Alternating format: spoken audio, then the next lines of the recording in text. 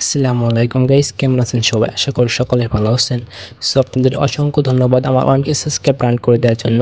So সেজন্য কিন্তু আপনাদের জন্য ডার্কন প্রিসেট নিয়ে এসেছি।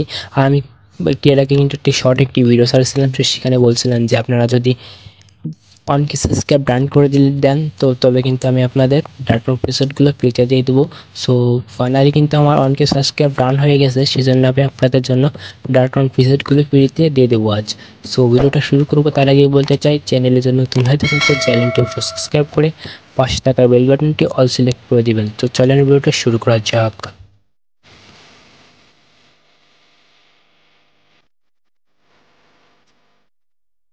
আর হ্যাঁ, এই এপিসোডগুলো নিতে গেলে কিন্তু আপনাদের সম্পূর্ণ ভিডিওটা কন্টিনিউ করা লাগবে, কারণ এই এপিসোডগুলো জিপ ফাইল আকারে থাকবে।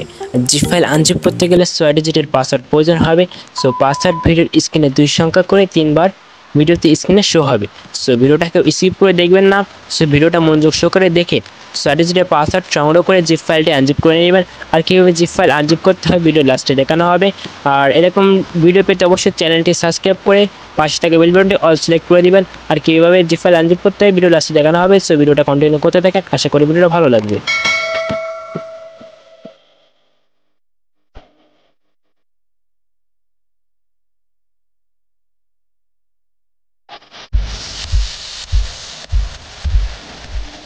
তো চলেন কীভাবে জিপ ফাইল আনজিপ করতে হয় দেখে আসা যাক।